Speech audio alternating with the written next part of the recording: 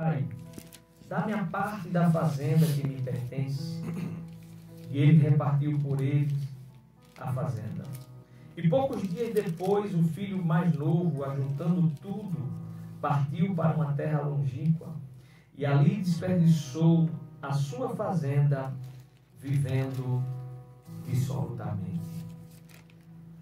Meus queridos, amados irmãos e ouvintes da palavra de Deus, esse texto é um texto muito conhecido, onde fala deste pai que tinha 2 filhos, e este pai era um pai muito amoroso, era um pai que dava de tudo para esses seus filhos, não faltava nada, tinha roupa, tinha calçado, tinha alimento, tinha dormida, tudo que um ser humano ele precisa nas suas necessidades básicas.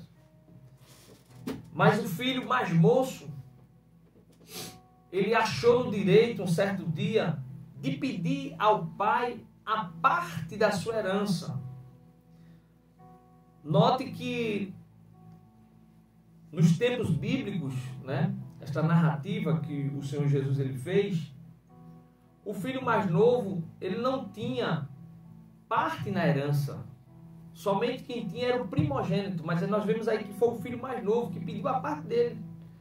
Outro detalhe, que o pai ainda estava vivo, o pai não havia morrido, porque a herança só pode ser dividida quando o dono da herança morre, e aí então é repartido. Hoje na legislação atual é 50% para a viúva e 50% para dividir entre os filhos. Mas nesse texto bíblico, nessa época aqui, nesse desenrolar, quem tinha direito era o primogênito. O primogênito que tinha. Mas o filho mais novo, ele pediu a parte dele, mesmo o pai ainda estando vivo. E o pai não questionou, o pai não hesitou em dividir a herança, partiu, deu a parte dele. E a Bíblia diz no versículo 13 que poucos dias depois o filho mais novo, ajuntando tudo, pegou tudo que era seu, todos os seus pertences, toda a sua herdade, todo o seu dinheiro, e partiu para uma terra longínqua, ou seja, uma terra bem longe, bem distante do seu pai, porque ele não queria viver debaixo da tutela do pai. Ele não queria que o pai visse o que ele estava fazendo. Ele foi para um lugar bem distante, foi uma terra bem distante. E a Bíblia diz que ele, vivendo nessa terra bem distante, chegou lá, ele começou a viver uma vida dissoluta. Ou seja, ele começou a fazer o que bem ele queria. Ele começou a viver e a fazer o que ele bem quis. Começou a gastar os seus recursos, começou a gastar a sua herança. Porque quando você tem dinheiro, quando você tem alguma coisa para oferecer, você encontra muitos amigos. E enquanto ele estava com dinheiro, estava rodeado de amigos, entre aspas. Estava rodeado de mulheres que diziam que o amavam, que diziam que gostavam dele. E ele começou a gastar com bebidas, com prostituição, com tanta coisa. Não teve o cuidado de fazer uma aplicação, não teve o cuidado de guardar, de fazer uma reserva, achando que o dinheiro nunca ia acabar. Mas chegou um certo dia que, no versículo 14, diz que ele gastou tudo, não ficou nada. E, por infelicidade dele, houve uma grande fome naquela terra. E ele começou a padecer necessidade. Sem dinheiro, estava havendo uma grande fome, uma grande escassez. E ele agora começa a se preocupar. O que é que eu vou comer? Ele não estava nem preocupado com o que ia vestir, mas o que é que ele ia comer?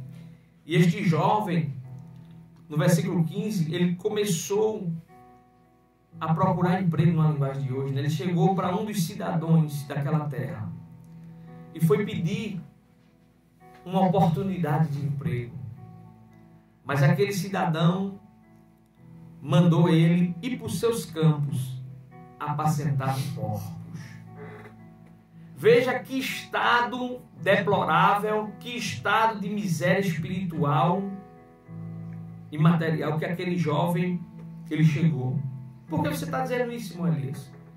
Porque para um judeu era algo terrível, porque o judeu ele não come porco, ele não cria porco, e ele foi cuidar dos porcos. É isso que o pecado ele faz na vida do homem. O pecado faz o homem descer até o último estágio da sua vida. O pecado ele degrada a vida do homem. E ele foi apacentar porcos, porque era a única coisa que tinha. Era a única alternativa que restava para ele. E no versículo 16, quando ele estava lá apacentando os porcos, diz o texto sagrado que ele desejava encher o seu estômago com as bolotas, em outra tradução diz alfarrobas. Ele desejou comer a comida que os porcos comiam, porque ninguém dava nada, de tanta fome que ele teve. Mas no versículo 17 diz, e caindo em si, disse, isso ele pensando, quantos trabalhadores de meu pai têm abundância de pão, e eu aqui pereço de fome. Levantar-me-ei e irei ter com meu pai, e dir-lhe-ei, pai, pequei contra o céu e perante ti. Já não sou digno de ser chamado teu filho. Faze-me como um dos teus trabalhadores. E levantando-se foi para o seu pai. E quando ainda estava longe, viu seu pai. E se moveu de íntima compaixão. E correndo, lançou-se sobre o pescoço e o beijou. Observe que, eu vou correr aqui por tempo da hora. Ele teve uma atitude. Quando ele viu aquela situação, ele disse, não vou ficar aqui, eu sei o que eu vou fazer, eu vou para a casa do meu pai.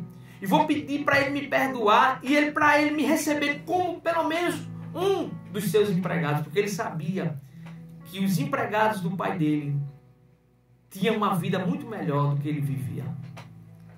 Ele não queria nem que o pai reconhecesse ele como filho, mas que reconhecesse ele como um empregado.